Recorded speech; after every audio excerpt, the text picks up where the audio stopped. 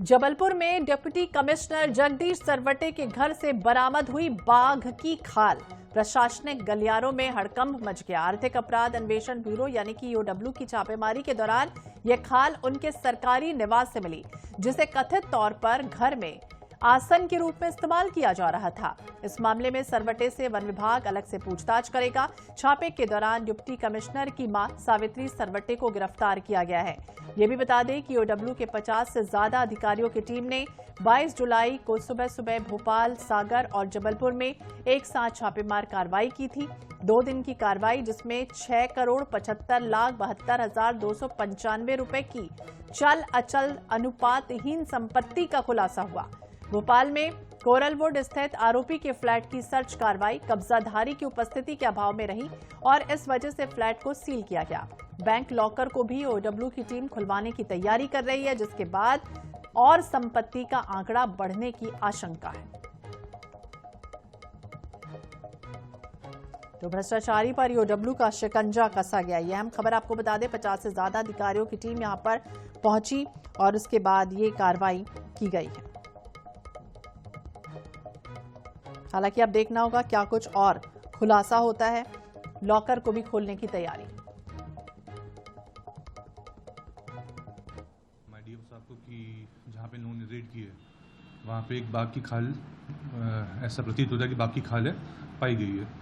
तत्काल मौके पे हमारी टीम पहुंची, जिसमें एसडीओ साहब थे, हम थे और एसएफआरए के साइंटिस्ट डॉक्टर अनिरुद्ध मजूमदार साहब भी थे।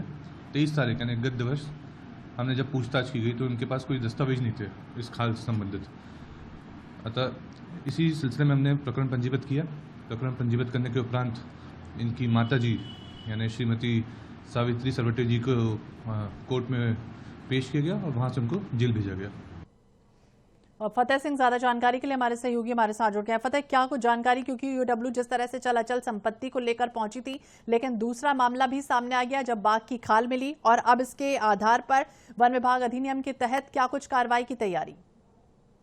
जी बिल्कुल श्वेता, आपको बता दें ये 22 जुलाई को जो ये धन कुबेर हैं डिप्टी कमिश्नर जगदीश सरवटे, इनके यहाँ ईओडब्ल्यू की टीम ने जबलपुर, सागर और भोपाल में एक साथ दबिश दी थी, जहां पर एक के बाद एक बड़ा खुलासा जो ईओडब्ल्यू की टीम है वो लगातार कर रही है।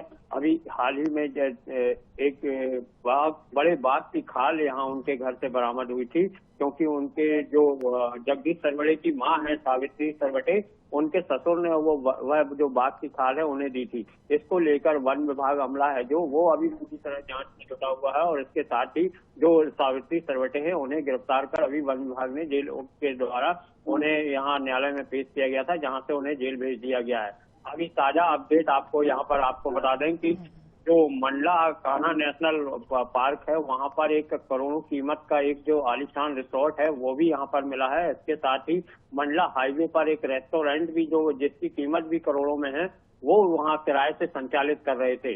इसका खुलासा जो ईओडब्ल्यू की टीम है वो उन्होंने अभी लगातार कर रही है और अभी जो ताजा मामला है ये जो बैंक लॉकर्स हैं जगदीश सरवटे के, उन्हें भी खोलने की यहाँ तैयारी की जा रही है। बिल्कुल, ये भी बताइए फतेह, क्योंकि कई परिजनों के नाम पर भी ये कहा गया कि करोड़ों की संपत्ति है, तो क्या उनकी माता के नाम पर भी थी और जो दूसरे अन्य परिजन है, रिश्तेदार हैं, उन पर भी अब गाज गिराने की तैयारी है?